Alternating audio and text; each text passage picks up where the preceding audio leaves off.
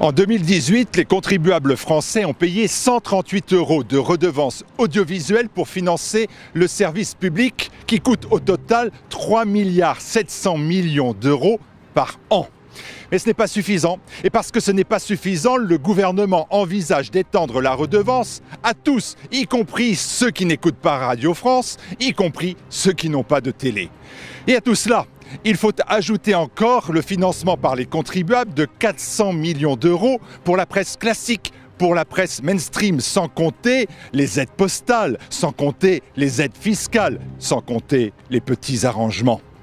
Les Français paient, les Français casquent, et pendant ce temps-là, c'est la liberté d'expression qui recule. L'année 2018 aura été l'année de toutes les censures. La présidente de France Télévisions continue de discriminer ouvertement les professionnels en raison de leur âge, de leur couleur de peau, de leur origine ou de leur orientation sexuelle. Le service public établit les listes noires des personnalités par centaines qui sont interdites d'antenne. Le dernier exemple en date étant Éric Zemmour, boycotté en raison d'un livre qui est numéro 1 des ventes. Avec notre argent, la presse partisane crache sur tout ce qui ne représente pas le prétendu camp des progressistes. La propagande se déverse, les médias fake news, les médias mensongers nous submergent. Partout, le sectarisme s'impose. Alors, avant le 31 décembre de cette année, donnez-nous la valeur de cette redevance pour augmenter la portée de la voix de TV Liberté, pour que vos impôts aillent réellement à vos idées. TVL, ce sont des milliers d'intellectuels et de responsables associatifs et culturels qui s'expriment en toute liberté. Ce sont des dizaines d'émissions, un nouveau site, un fil d'actualité en continu, la création de films documentaires et la bourse aux jeunes talents. TVL, c'est l'assurance d'entendre le camp des défenseurs de l'esprit français et de suivre les élections européennes en France, sans filtre. TV Liberté est un projet audiovisuel ambitieux. Il contourne la censure, il fait reculer les menteurs et il fait avancer la liberté d'expression. Grâce à vous, TVL avance et vous libère des chaînes qui cherchent à emprisonner les Français. Le terrorisme intellectuel recule en Pologne, en Autriche, en Hongrie et aussi en Italie. Les peuples refusent de se soumettre aux diktats, aux injonctions médiatiques comme ce fut le cas au Brésil. Partout, ils redeviennent maîtres chez eux. Demain, en France aussi. Sans publicité, sans subvention, c'est bien sûr sur vous et rien que sur vous que nous comptons pour exister. Aidez-nous à porter la voix de la résistance, la voix de la dissidence. Aidez-nous à défendre vos idées. Donnez à TV Liberté.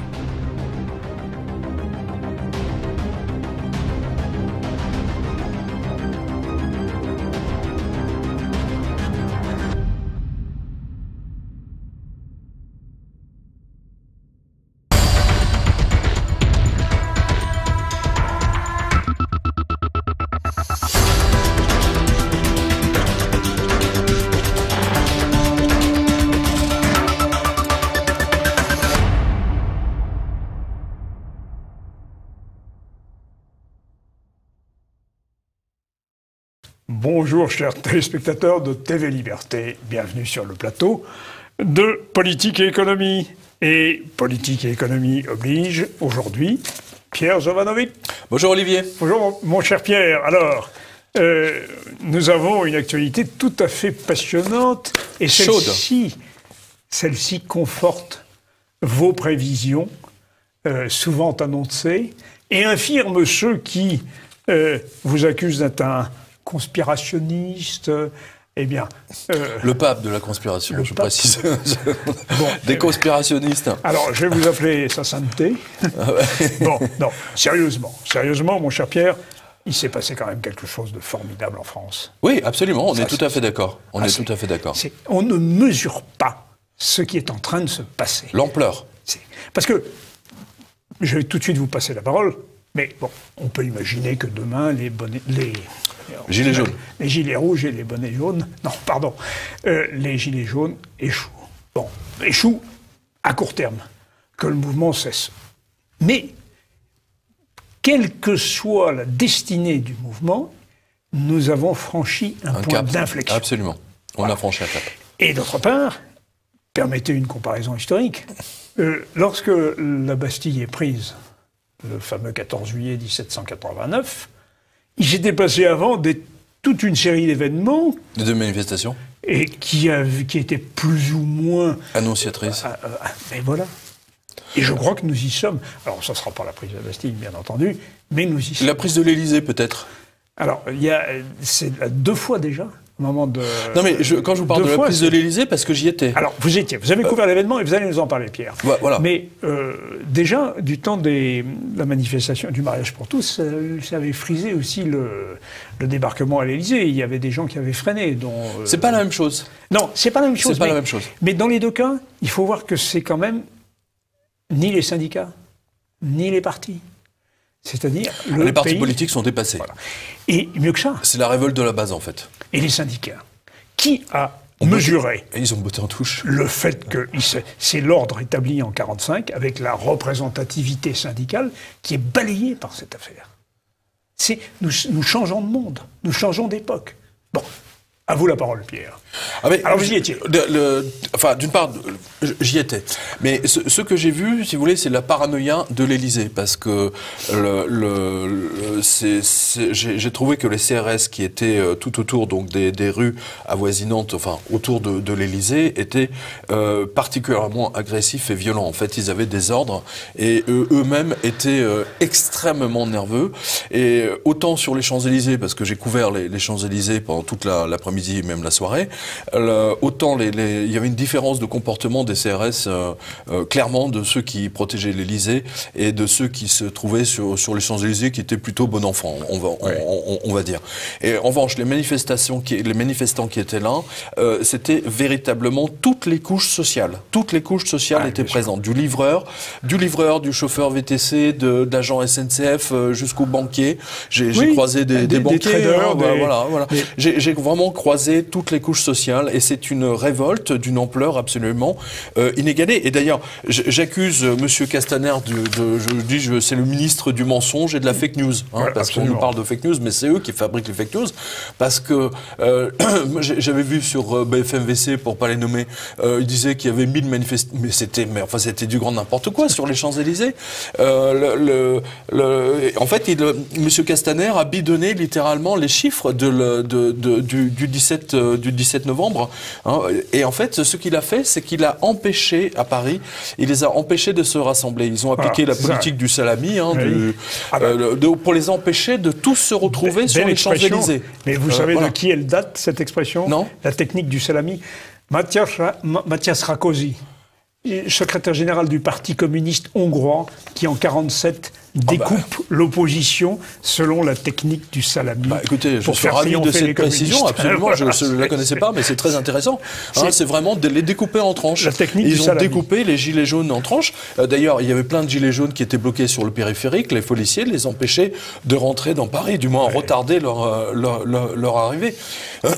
Donc, cela devait durer juste une journée. En fait, ça dure encore aujourd'hui. Et je pense que les gilets jaunes vont revenir à l'assaut de Paris samedi prochain. Donc là, ça va être très très intéressant. C'est un mouvement global qui annonce une révolution, soit une guerre civile, l'un ou l'autre. Voilà. Et c'est le résultat de la crise financière. Voilà. C'est le résultat de la crise financière. Pourquoi les partis politiques ont été dépassés? Parce qu'ils refusent de traiter le problème de l'économie et des banques qui ont volé littéralement l'argent du peuple. Et cela depuis 2008. Ceci est le résultat de Sarkozy additionné à Hollande, additionné à Macron. Et Macron paye le prix. Enfin, lui, il achève. Ça, je l'ai déjà dit en janvier 2018, qu'il finirait par achever les Français, qui videraient leur poche. On y est. C'est même beaucoup plus tôt que je le pensais, finalement. Et avec un style qui reste extrêmement provocateur et extrêmement hautain et distancié, qui ne plaît pas. C'est ce que j'entendais. Moi, il se trouve que j'ai circulé beaucoup samedi, dimanche, lundi, et je suis tombé sur des barrages. Et les gens, en plus des raisons objectives, ont des raisons que je qualifierais de subjectives, c'est-à-dire essentiellement le mépris dans lequel les tiennent la plupart des gens qui nous dirigent. Ah bah, on va voir derrière nous, ou devant nous, le tweet de Bernard-Henri Lévy. Ah bon, j'ai adoré. Non mais j'ai adoré Bernard-Henri Lévy. Alors le millionnaire philosophe à 2 balles, quoi. Oui. Le mépris de caste, le mépris. On est en 1788. Oui. Il faut le savoir. Oui. Non mais on est en 1788. D'un côté les bobos parisiens, les pseudo-intellos comme BHL, et de l'autre côté le peuple. Ah, voilà. Et regardez comment il a bidonné les chiffres, parce que ça, c'est vraiment intéressant. Castaner, oui. Il dit, il y a Monsieur Collier qui m'a signalé ça, il dit le ministère de l'Intérieur annonce 2 milliers de manifestations et 280 000 manifestants dans toute la France. Donc ça veut dire qu'il y a eu 134 manifestants par site en moyenne. S'agissant d'une moyenne, sachant que certains sites comptaient plus de 3 000 manifestants quand même, au moins cela signifierait que certains sites comptaient moins de un manifestant. Oui, voilà. Et en fait, bien entendu, BFM, fake news, etc., en fait, ils ont minimisé la chose. Mais il y a un syndicat de policiers qui a vraiment...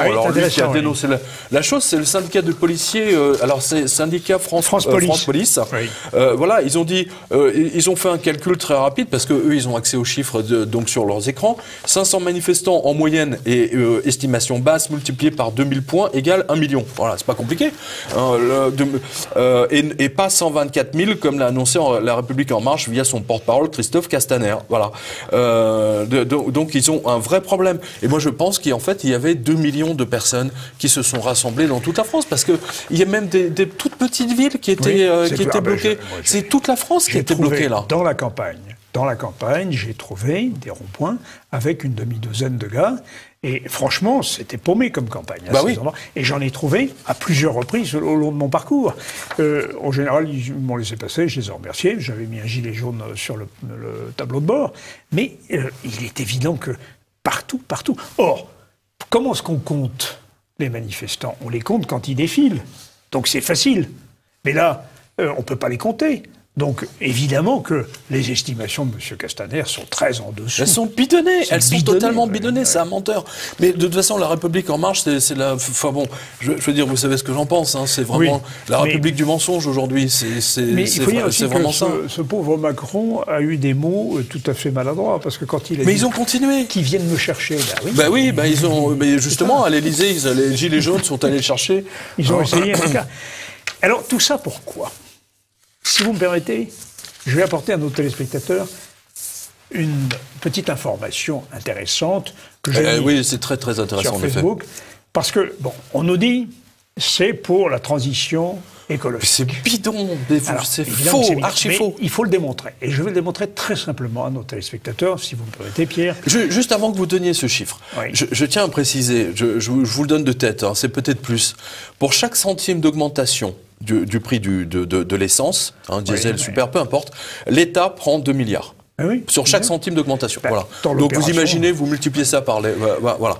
Alors, la question c'est, que pèse la France dans le cadre des émissions mondiales de CO2 ? C'est ça la vraie question. Censée être à l'origine du dérèglement climatique. Bon.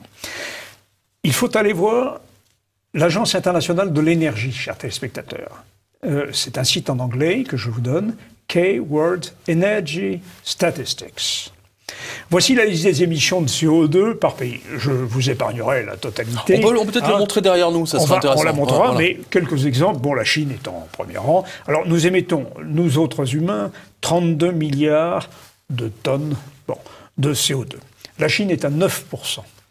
Les États-Unis, 4%. L'Inde, la Russie 2%. La Russie est à 1,44%. Nous avons le Japon. L'Allemagne est à 2,3%. La Corée du Sud, l'Iran, le Canada, 1,7, pardon.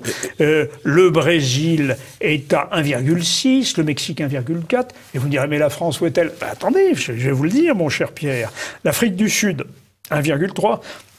L'Australie, 1,2. Le Royaume-Uni, etc., etc. La Turquie, 1. L'Italie, 1.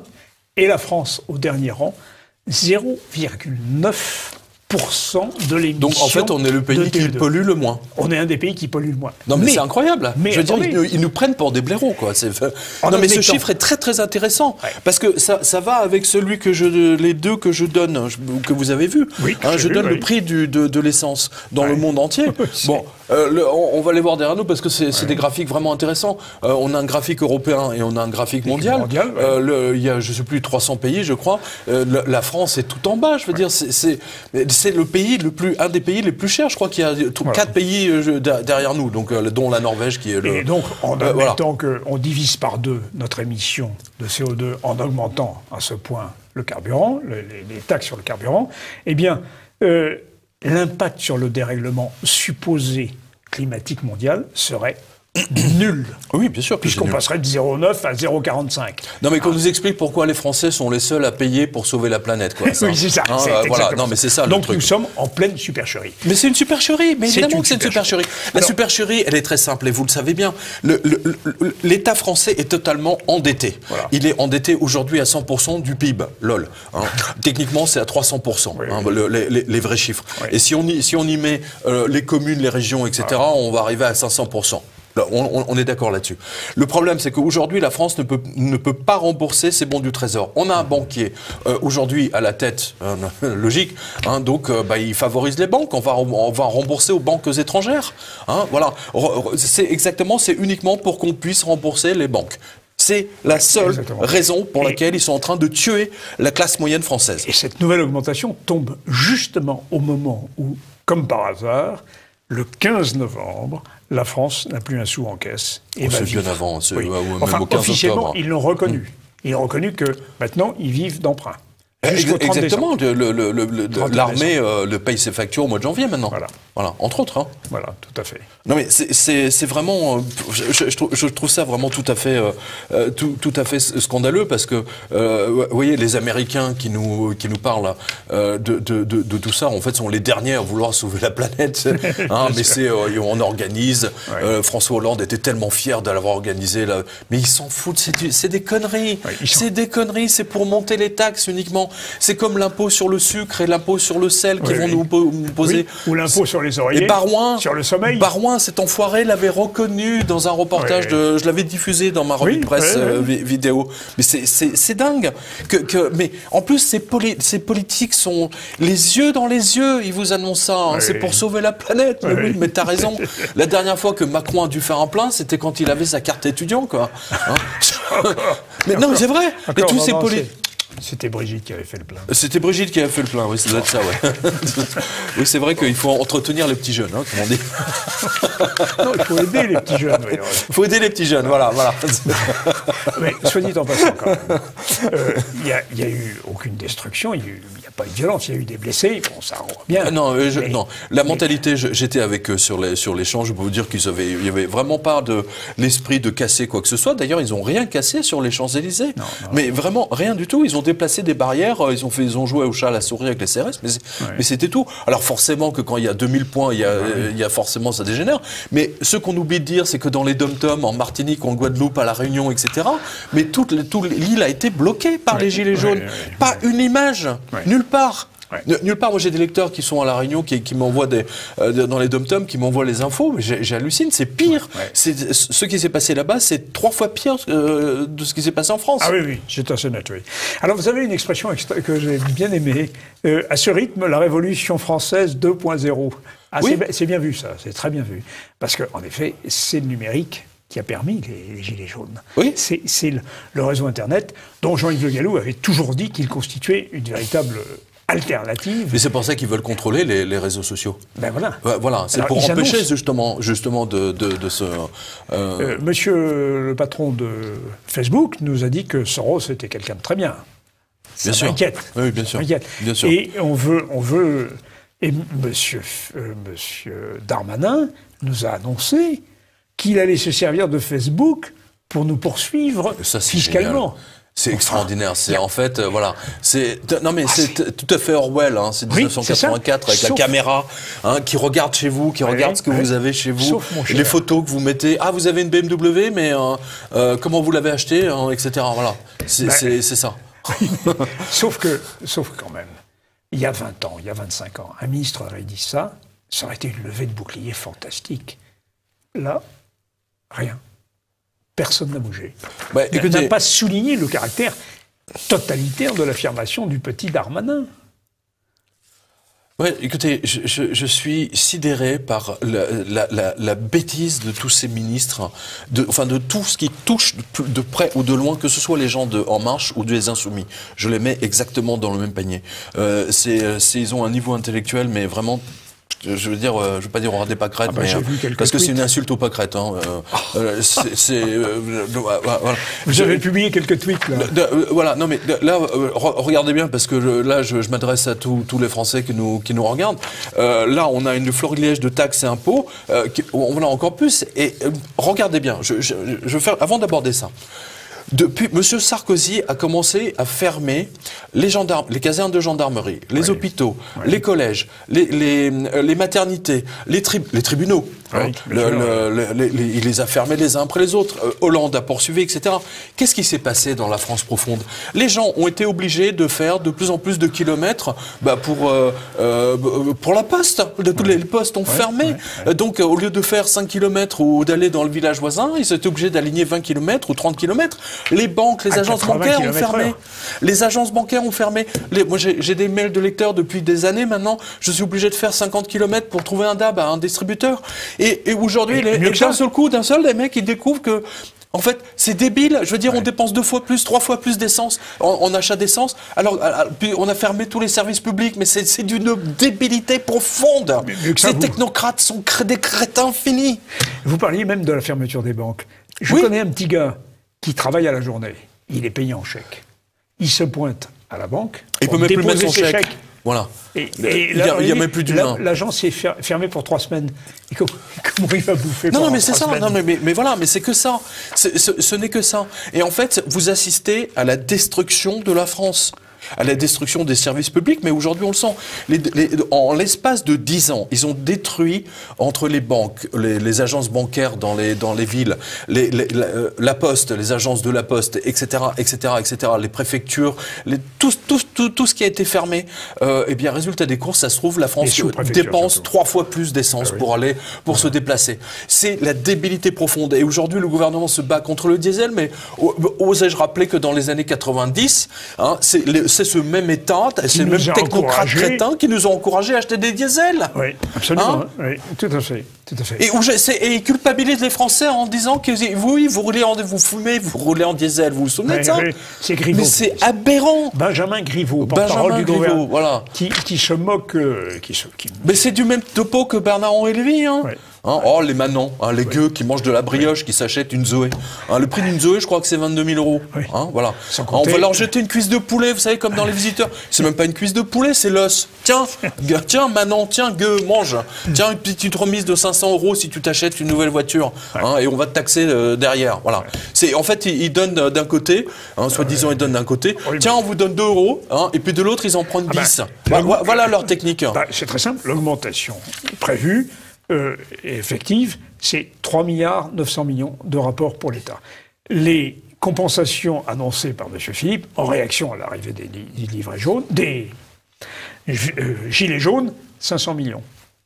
Voilà. Alors, il va se passer un phénomène, regardez bien, il va se passer un phénomène formidable, où à partir du 1er janvier, en fait on va mettre ça au 30 janvier, et je pense que le mouvement des Gilets jaunes, ça va s'amplifier fin janvier. Regardez bien.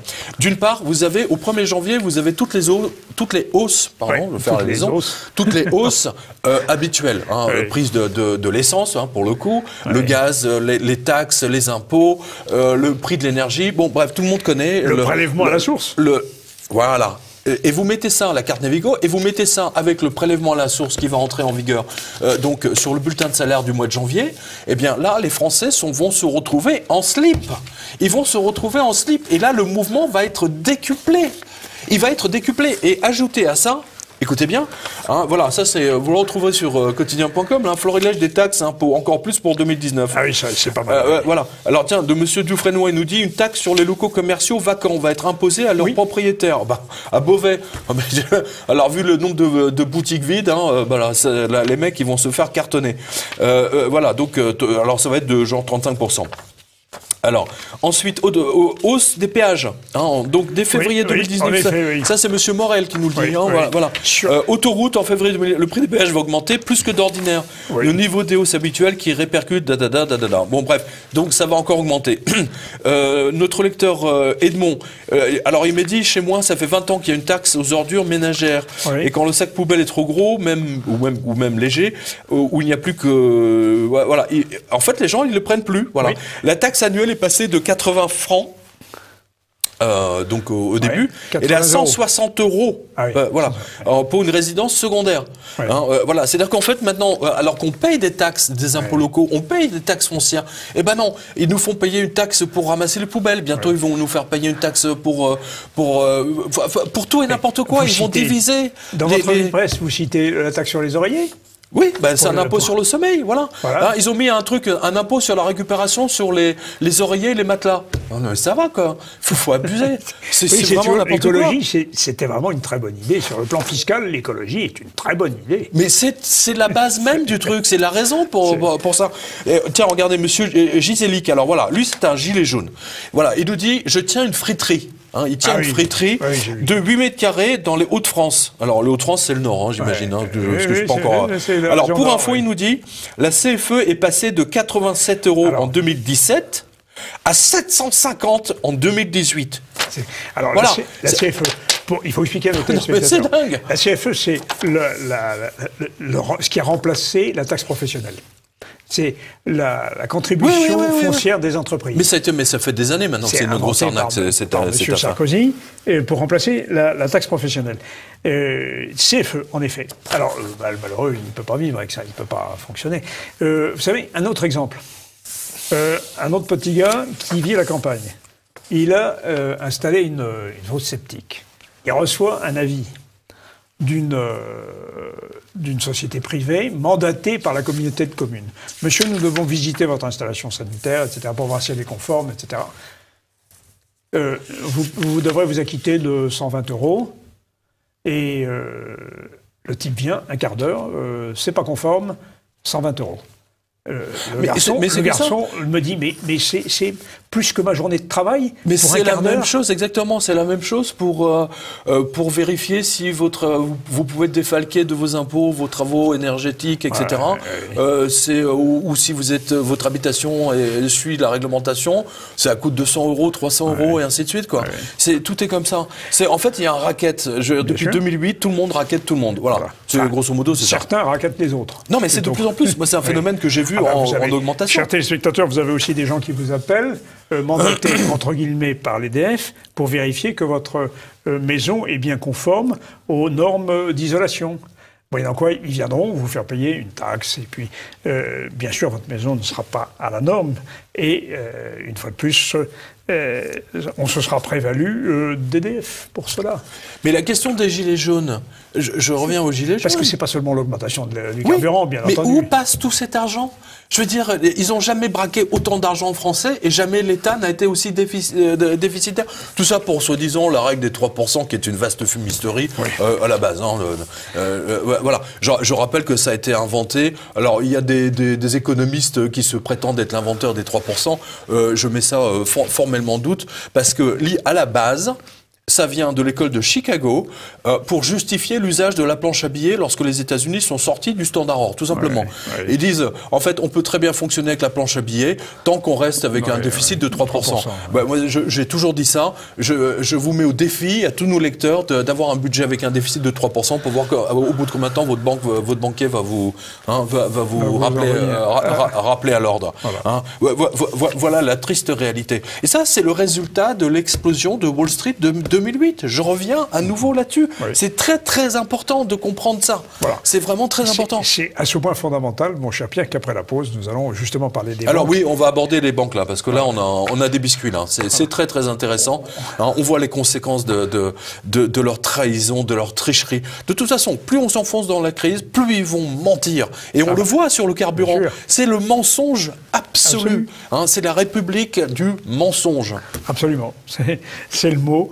Et bien, nous c'est pas en marche, c'est en mensonge. Oui. Hein, voilà. Mais vous savez, lorsqu'on ment, on ne peut pas mentir à tout le monde, tout le temps. et partout. Non, mais là, c'est visible, maintenant. On finit par se le mouvement des Gilets jaunes, en fait, est en réaction contre cette espèce de mascarade de l'utilisation. Vous savez, sur les champs, les gens me disaient, tous les Gilets jaunes avec lesquels je discutais, vraiment toute la sauce. Il y a des gens qui sont venus de Dijon, de Lille, de Berck, enfin bon, vraiment de partout. Et ils disaient, je ne crois plus aux médias. C'est le mépris des médias. Les médias mentent. C'est ce qu'ils nous disent là. Tous les Français se sont rendus compte de ça. Ils sont les instruments du pouvoir, bien sûr. C'est là le problème. Il y a plus de on appelait ça le quatrième pouvoir, mais il n'y a plus de quatrième pouvoir. Le quatrième pouvoir, c'est le soi-disant contre-pouvoir, mais il n'y a plus, il n'existe plus. Enfin, il est de connivence, il a été acheté. Sur ce plateau, si. Sur ce plateau, si, on est bien d'accord. Merci.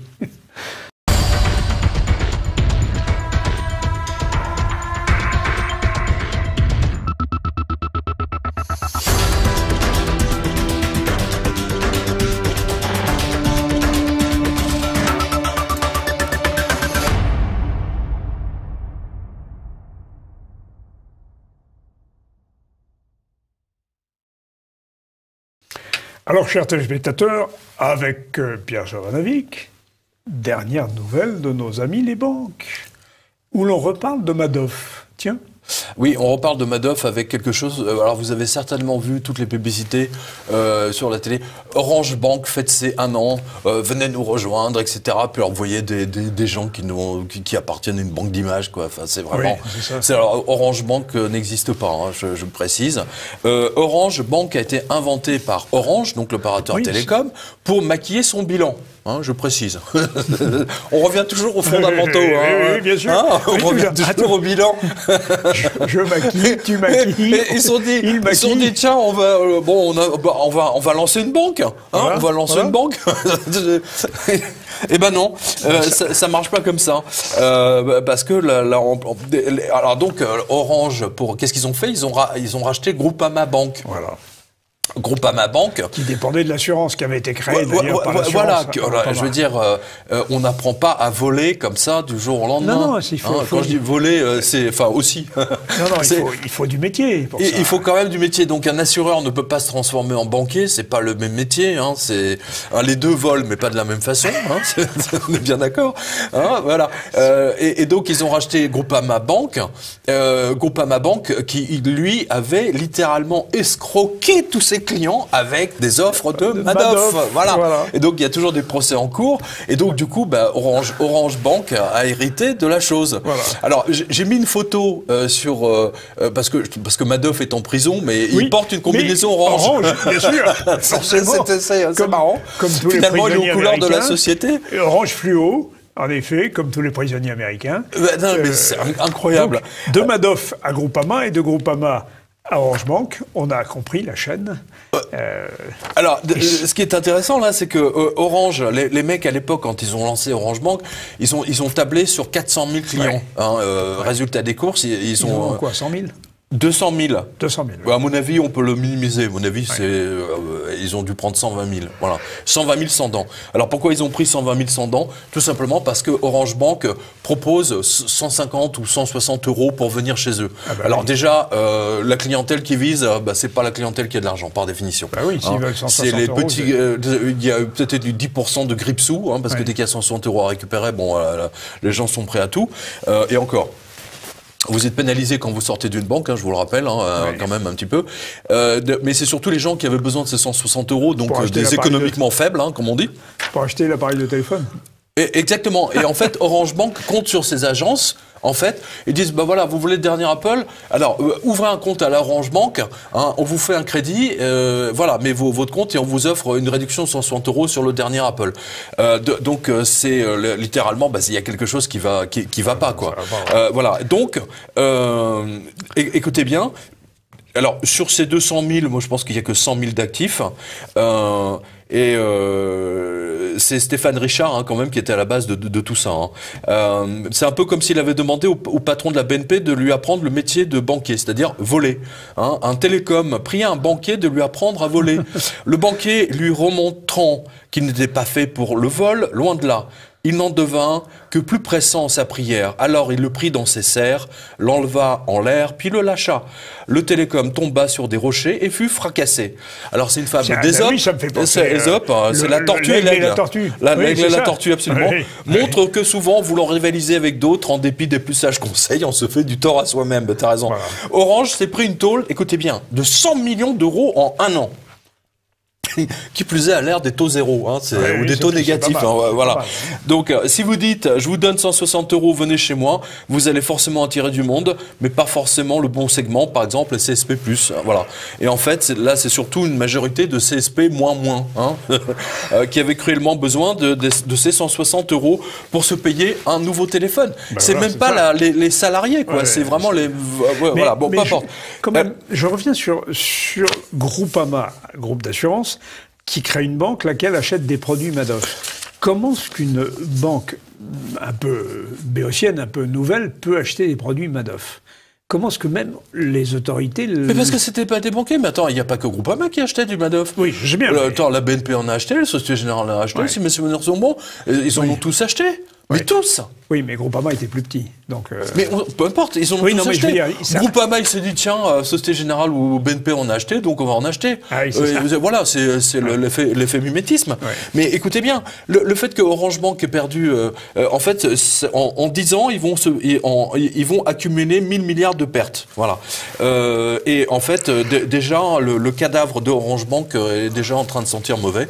Donc moi, les clients de Orange Bank, franchement, faut déjà être stupide pour aller à Orange Bank, mais bon, ça c'est autre chose. Mais BlackRock est sur les rangs, pardon, sur les dents aussi. Sur les dents, oui, mais pour acheter Orange Bank, voilà, les dents sont longues. Oui. Voilà, voilà, vous retrouvez le grand papier, mais c'est complètement fou. Et notez quand même qu'en septembre, le PDG de Orange Bank a soudainement démissionné. Oui. André Kwasne, recruté en juillet 2016 après la décision personnelle de s'enfuir à la suite de l'arrivée de Paul Deleuze. Bon, voilà, ça pue. Voilà. Moi, personnellement, Orange Bank me fait penser à la Egg Bank. Donc c'est encore, et ça va être un sacré scandale. Egg a Orange Bank disparu. Bien sûr. Ah oui, Egg Bank, mais oui, bien sûr. C'est la même chose. Donc, vous voyez bien que D'ailleurs, ils ont voulu tondre un œuf.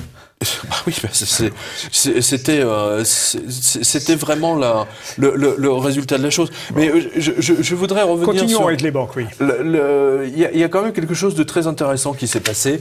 Parce que là, ça a enflammé. Il y a eu deux informations qui ont enflammé les réseaux sociaux. Lors de la France, JP Morgan, Madame Goulard. Voilà. Alors, il y a d'une part... Alors, donc, allez-y.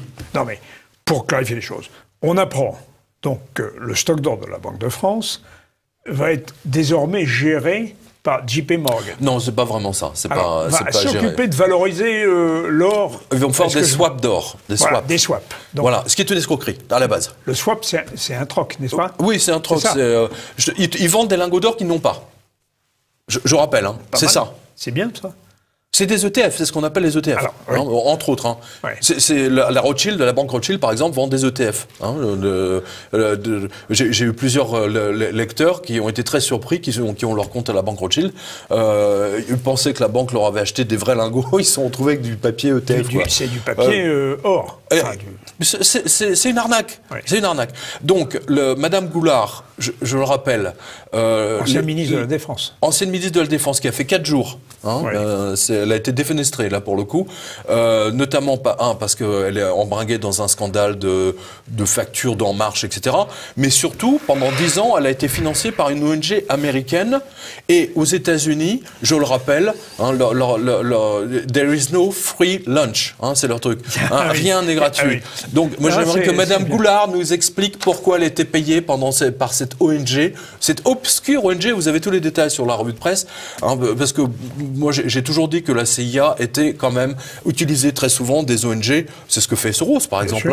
Voilà. Et Soros ne pourrait pas faire tout ce qu'il fait s'il n'avait pas la permission en haut. Hein, je le rappelle. Donc, Madame Goulard, qui était dans le collimateur de la DGSE, de la sécurité militaire, etc., ils n'en voulaient pas. C'est pour ça qu'ils l'ont dégagé. Hein, ils l'ont véritablement dégagé. Et donc, ils l'ont recasé à la Banque de France, sous-gouverneur de la Banque de France. Voilà. Donc, on a une taupe. on pourrait considérer, je dis pas que c'est une taupe, mais bon, quand on est financé pendant 10 ans par une ONG américaine, excusez-moi, mais pour moi c'est une taupe. Voilà, c'est une taupe au sein de la Banque de France. Et d'ailleurs, moi j'ai des lecteurs à la Banque de France qui m'ont dit, ils sont fous de rage qu'il se soit fait refiler un torchon pareil. C'est ce qu'ils m'ont dit. Ah oui. Voilà. Et Madame Goulard est l'architecte de ce rapprochement avec la JP Morgan, qui recherche toujours évidemment des stocks d'or évidemment pour faire ces trafics. Et justement dans ce sens-là, alors écoutez bien, on a un papier là sur Blight, bah tiens, il est là, Blight Masters, hein, elle revient, vous voyez, comme quoi. J'avais accusé dans mon livre. Il y a 9 ans, 10 ans, Blight Masters de maquiller, de bidonner le cours de l'or et de l'argent, des lingots d'or et de l'argent. Eh bien voilà, un trader de Blight Masters, donc de l'époque, de la JP Morgan, a reconnu dans une enquête du FBI qu'il a truandé pendant 6 ans de suite le cours de l'or avec ce qu'on appelle le spoofing. Donc, tous les Français qui ont des pièces d'or, etc., des lingots d'or, ont été dépossédés parce qu'ils ont manipulé le cours de trilliards en valeur de leurs biens. C'est absolument scandaleux. Et là, on peut mener une action, action groupée judiciaire. Oui.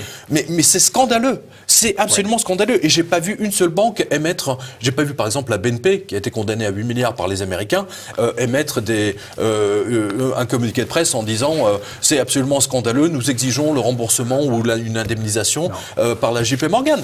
Rien du tout. Voilà, vous retrouverez ça sur parce que les gens pourraient croire qu'on raconte des conneries. Non, il s'appelle attends, comment il s'appelle? Voilà, John Edmonds. Voilà, il habite à Brooklyn, il est à New York et il a reconnu être coupable d'avoir fraudé sur les matières premières, d'avoir conspiré. Hein, mais c'est moi le conspirationniste, parce que j'ai accusé Blight Masters de... voilà, alors que c'est eux qui ont conspiré. Et donc il va apparaître à nouveau devant le juge le 19 décembre. Alors voilà, donc vous avez tout ça. Vous avez été dépouillés, mes chers lecteurs, spectateurs, vous avez été dépouillés, volés et affaiblis financièrement par les truands de la JP Morgan. Hein, ce sont des trilliards qui ont été volés. Donc, il y a le site, il y a Chris Powell qui a dit, est-ce que quelqu'un a vu Blight Masters récemment? Voilà. Mais c'est incroyable. Mais c'est vraiment incroyable. Et alors, et Blight Masters m'avait menacé, à l'époque, quand j'avais commencé à écrire le livre, de m'envoyer les 4000 avocats de la JP Morgan, de mettre ces 4000 avocats à mes trousses pour m'empêcher de publier son livre. Bah voilà, Blight, voilà, bon, je reste poli.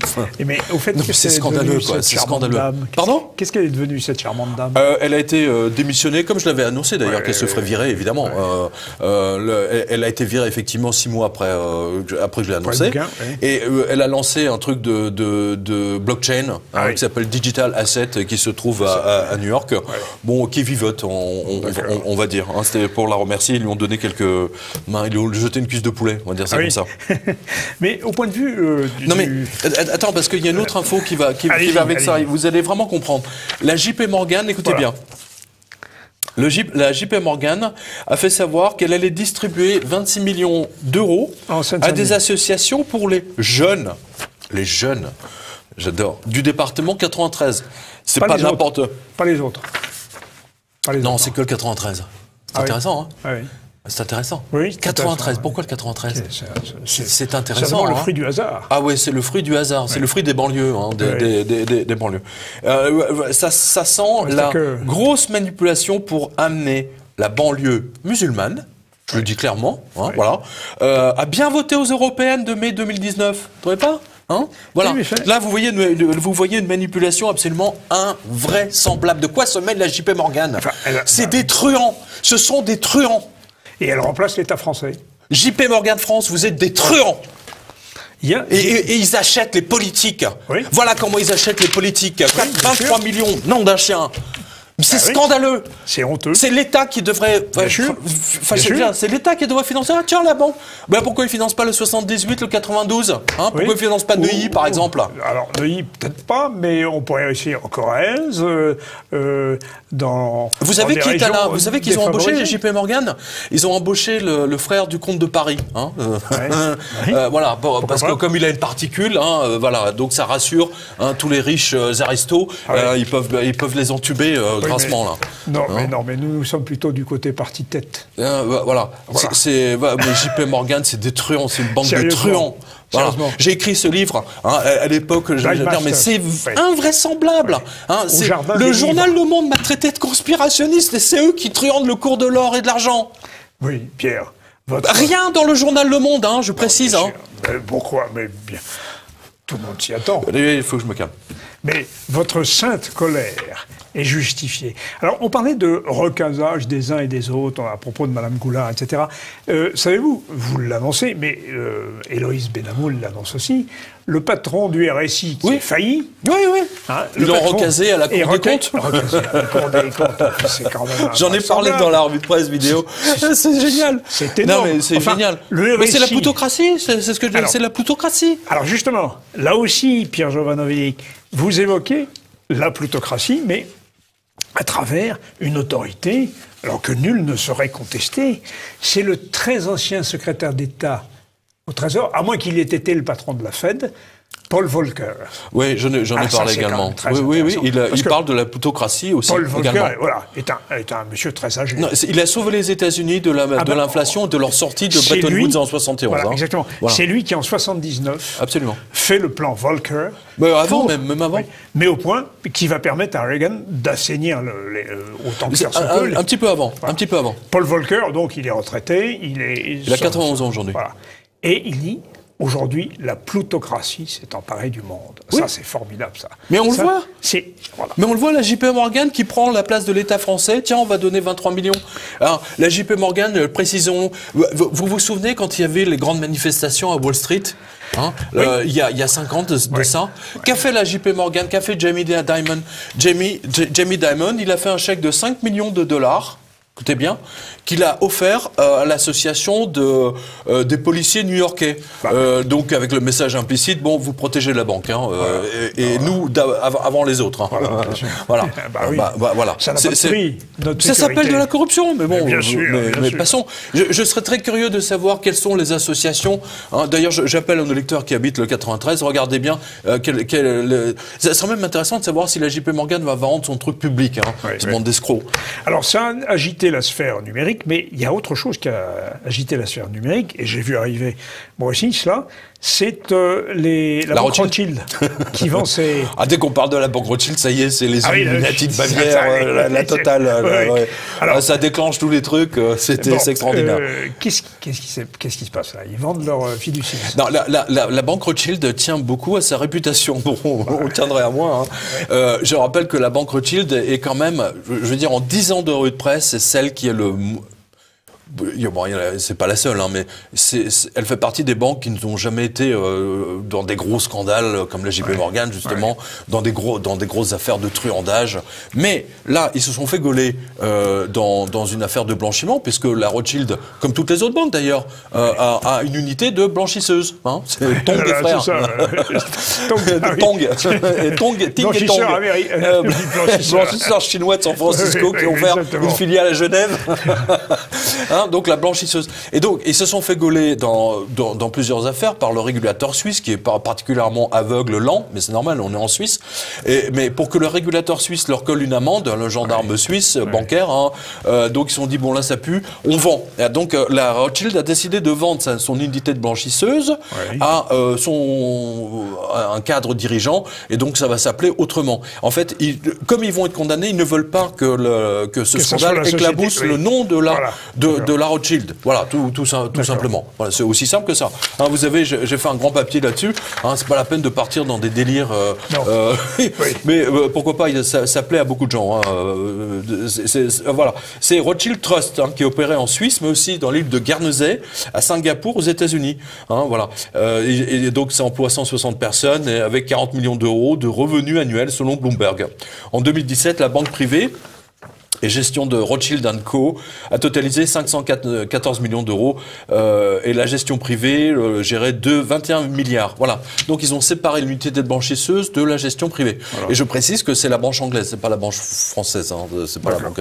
D'ailleurs, c'est drôle parce que je crois que le catamaran de Edmond Rothschild a coulé à la route du Rhum. Ah bon? Oui, il me semble. Il me semble ça, c'est quand même dommage. Oui, il y a Banque Populaire aussi, Glouglou.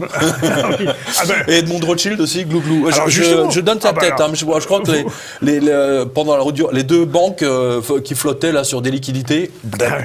Justement, vous donnez une occasion de transition formidable parce que vous dites aussi dans votre revue de presse, Pierre, que les 12 plus grandes banques européennes sont déclarées ou considérées comme étant en faillite, dont la BNP. Alors, au témoin d'un doute... non, tiens, pardonnez-moi, puisqu'on parle de blanchisseuse. Ah non, alors on vient sur la blanchisseuse. Oui, juste, on va enchaîner avec... On enchaîne tout de suite derrière. Vous et moi, nous avons donné ici une liste. Alors, je me souviens plus si c'était au mois de juin, dans notre revue du mois de juin ou en septembre, peu importe. On a donné la liste on disait que les banques vendaient, la Société Générale en particulier, vendaient tous ces bijoux de famille. Vous vous souvenez? Oui, bien sûr. Alors, il y avait une banque polonaise, je crois, qui appartenait à la Société Générale. Ils ont tout vendu, notamment une filiale de la CIA, Apollo Management, qui assure la retraite des agents de la CIA. Alors, regardez bien, quelle est l'information qui est tombée hier ou ce matin, je ne sais plus. Société Générale condamnée à verser 1,2 milliards encore aux Américains pour blanchiment d'argent dans les affaires. Je l'avais déjà annoncé, ça traînait déjà depuis quelque temps. Je l'avais déjà annoncé dans la revue de presse, mais là c'est confirmé. 1,2 milliard. Alors je ne sais plus si c'est d'euros ou de dollars, bon, peu importe. Et c'est tombé ce matin. Voilà.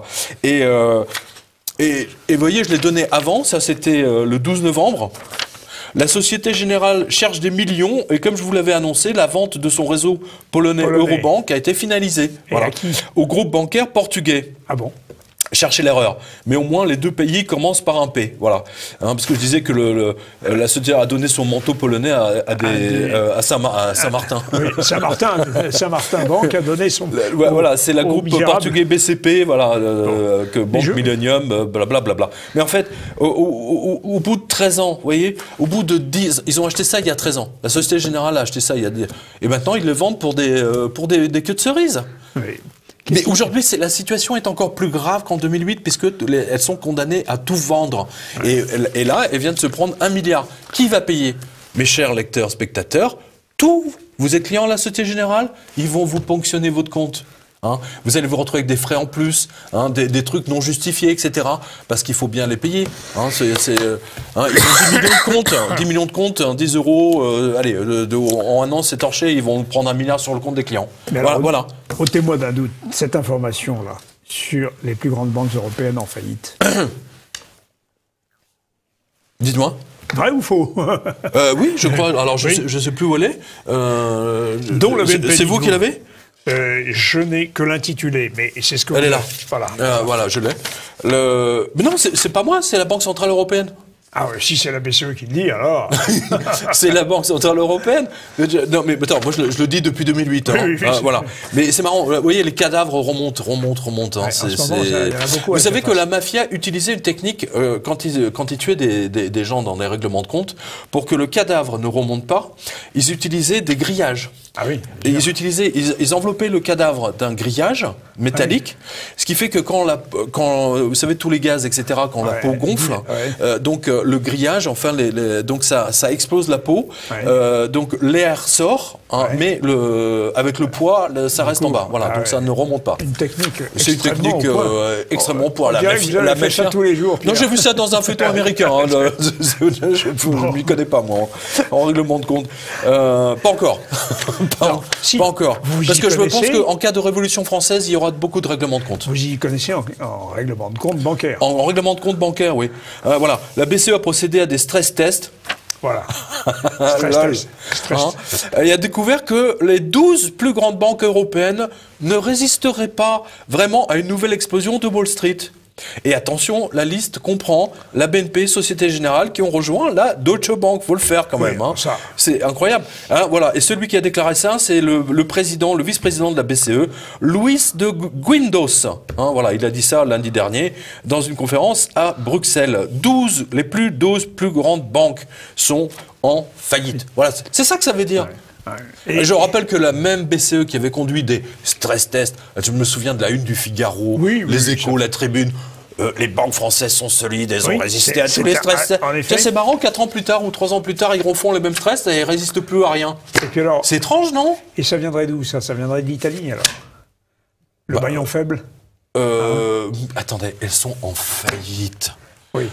Bien sûr que l'exposition des banques françaises aux banques italiennes, elles sont... C'est énorme, c'est considérable. Elle est terrible, mais franchement, je vous le dis, vous savez, un jour j'ai dit en plaisantant à la radio que la Grèce, quand j'étais revenu d'un reportage en Grèce, j'avais dit que la Grèce finirait par vendre le Parthénon. Oui. Ça y est. À vous l'honneur. C'est fait. Parce que là, franchement...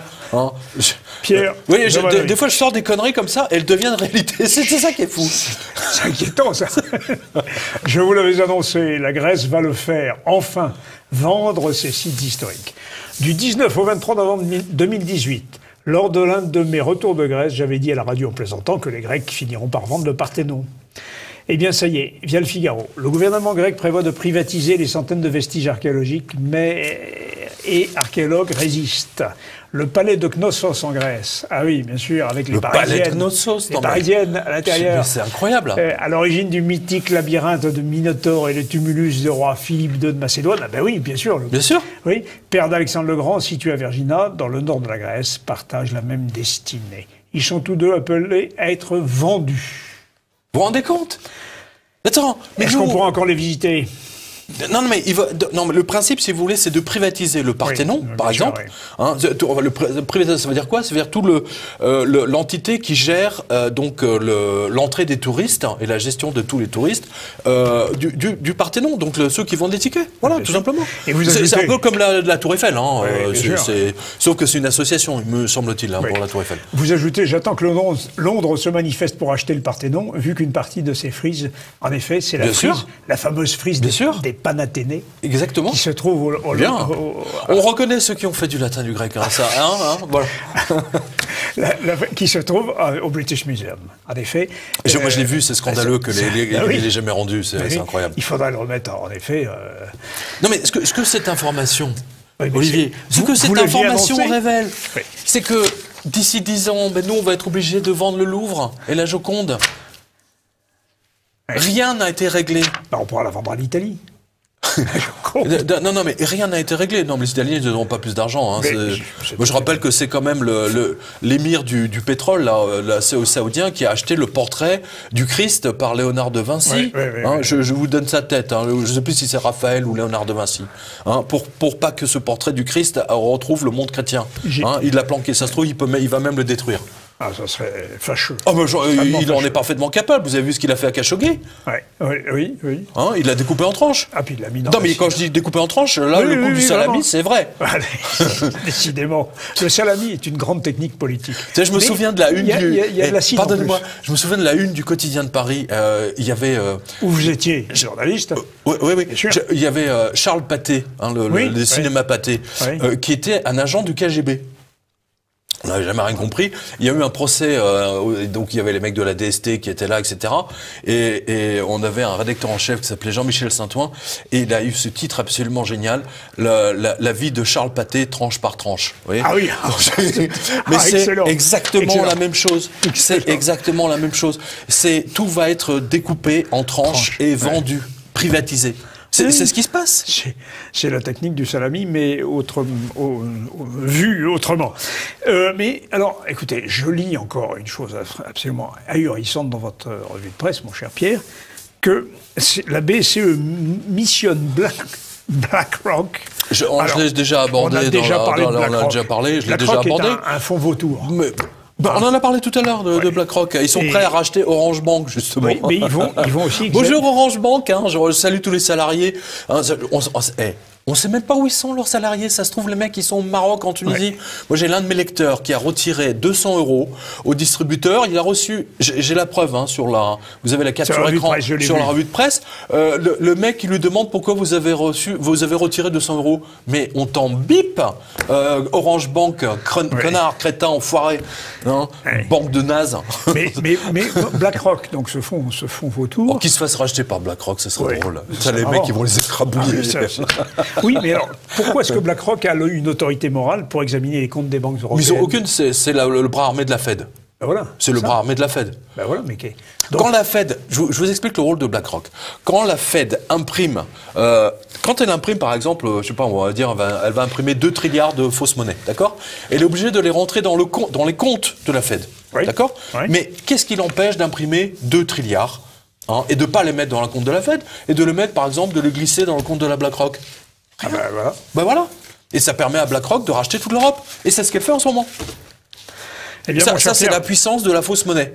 C'est ce que j'explique, ça fait 10 ans que j'informe mes chers consultants, mes chers lecteurs, mes chers spectateurs, et grâce à vous ici, hein, de l'importance de comprendre la fausse... L'économie n'existe pas. On a inventé le secteur de l'économie uniquement pour justifier la fausse monnaie des Américains. Et les Américains ont racheté toutes les universités. Ils ont même financé pour qu'on enseigne l'école de Chicago. Voilà. C'est ce qu'ont fait Dauphine, par exemple.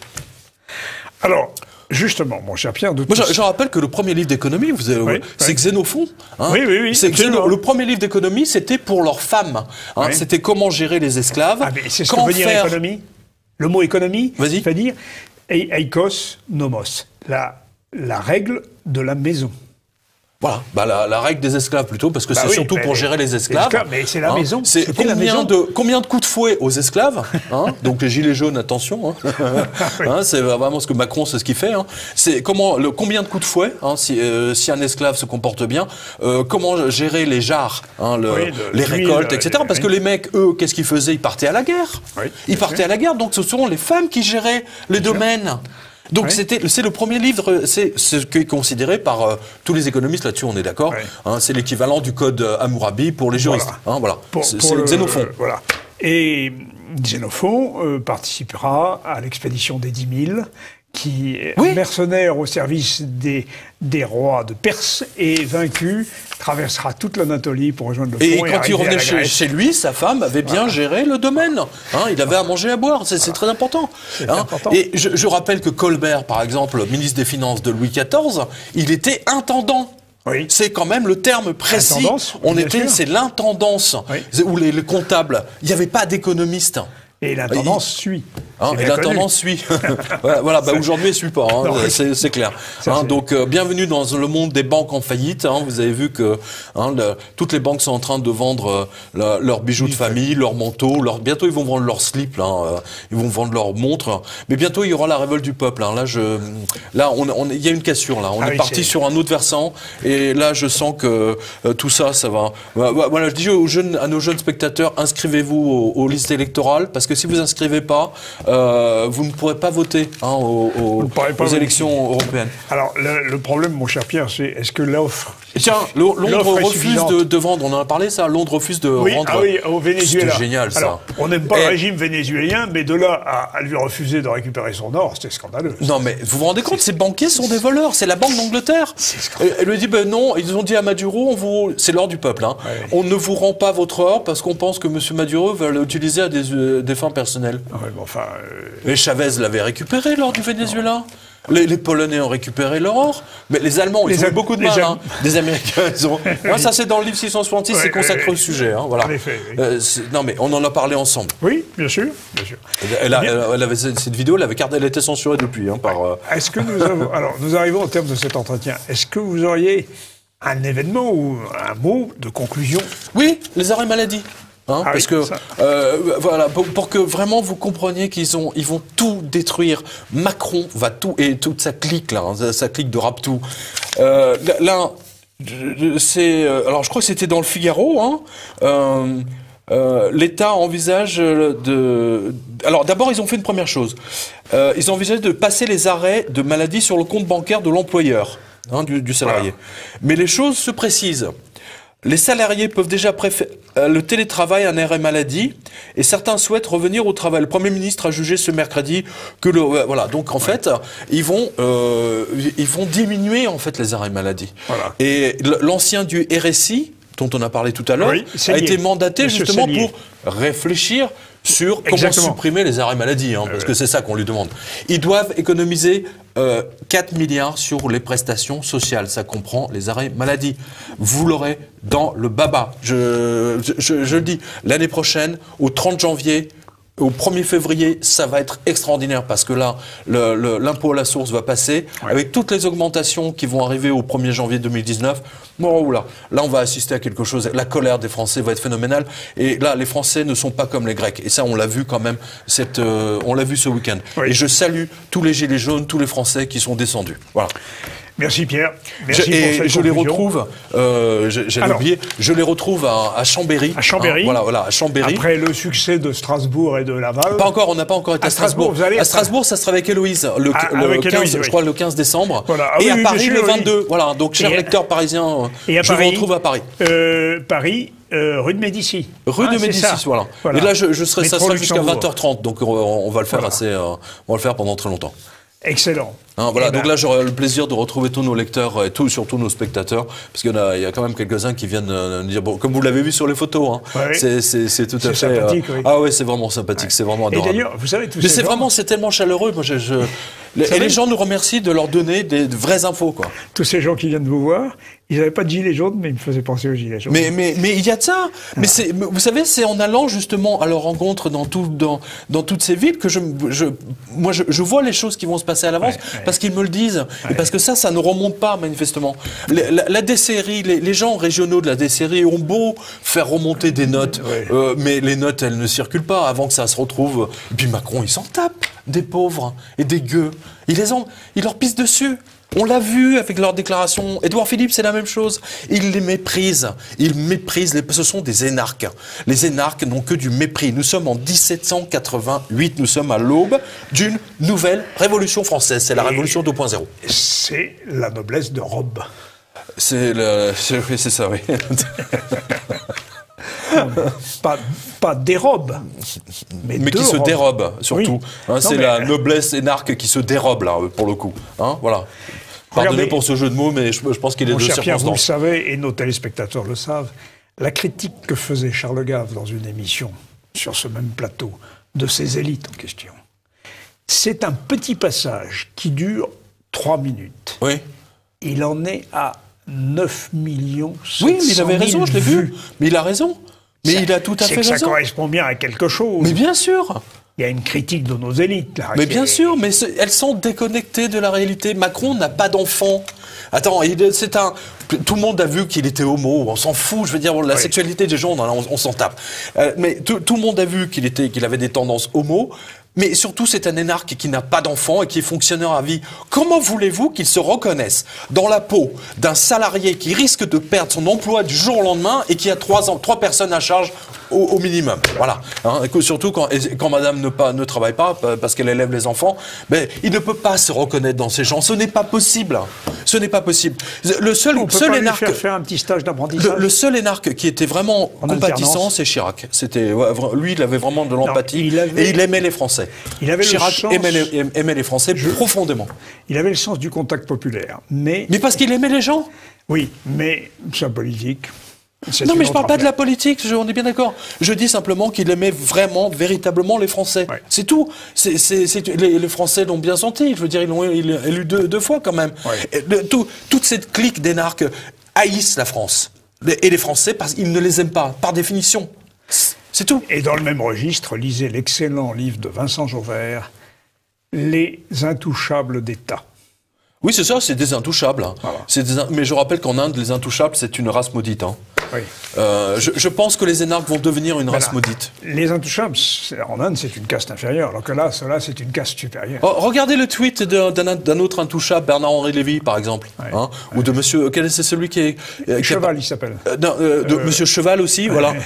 En Marche également. Et surtout, c'est pas Darmanin, c'est l'autre, là. Il n'y a que des gueux qui roulent leurs cigarettes et qui roulent au diesel. Benjamin Griveaux. Benjamin Griveaux, vous l'avez dit tout à l'heure. Voilà. C'est incroyable. Ouais. Ceux qui fument des clopes et roulent en diesel. Voilà, bah écoutez, alors tiens, juste pour la route, allez, pour la route. On avait souvent parlé de la Wells Fargo. Là, on a découvert qu'ils avaient volé volontairement 545 foyers de leur maison. Ils ont interdit de checker volontairement 545 foyers pour leur saisir leur maison. Donc vous voyez que c'est une bande d'escrocs. Et ensuite, en ce qui concerne la libéralisation des assureurs, eh bien aujourd'hui il y a une vague de faillite. C'est le Parisien qui l'a donné, d'assureurs du BTP. Les mecs ils sont dit, ils ont joué tiens, on va prendre une assurance bon marché à Gibraltar. Non mais déjà le mec qui soit à Gibraltar, déjà ça pue quoi. Attends, là franchement c'est bien fait pour vous, parce que ça pue. Le fait que ce soit une adresse à Gibraltar ou à Malte. Vous savez quelle est la caractéristique du rocher de Gibraltar? Allez-y. Il est couvert de singes. Oui, c'est vrai. Oui, tout à fait. Oui, tout à fait. Oui, c'est exact. Bah, c'est un truc touristique d'ailleurs. Voilà. Mais vous savez l'origine du mot? Non. Jebel al-Tariq. C'est quoi? Le rocher de Tariq, le conquérant de l'Espagne, le conquérant berbère. Mais je crois que c'était un truc grec, moi, à la base. Non, c'est arabe. C'est arabe, d'accord. Jebel al-Tariq. Ah bon, rendez aux Arabes ce qui appartient aux Arabes. Voilà. En l'occurrence, c'était un berbère. un berbère islamisé qui a conquis une partie de l'Espagne. Voilà. Donc on salue Madame Goulard, tête taupe américaine au sein de la Banque de France. C'est merveilleux. C'est ces gens qui vont pourrir toutes nos richesses sont en train de partir à l'étranger. Ouais. Alstom, Gemplus, il y en a des milliers. Merci Pierre, merci. Merci à vous mon cher Olivier, et j'aurai le grand plaisir de vous retrouver à nos signatures, peut-être à Paris le 22. Eh bien, j'espère en tout cas pouvoir le faire. 22 décembre. Décembre. Alors, je serai rentré d'Afrique. D'accord. Tout juste rentré d'Afrique. Vous allez voir votre compte à Gibraltar, c'est ça? Non, je suis pas sûr. Mais je reviendrai avec plein de reportages et d'articles sur ce continent. Voilà, chers téléspectateurs, merci de votre attention, de votre patience et de votre enthousiasme aussi. Rendez-vous avec Pierre dans quelques temps, certainement. Merci à vous. Bonne fête! Ah oui, oui, bien sûr. Bonne fête de fin d'année, bonne fête de Noël.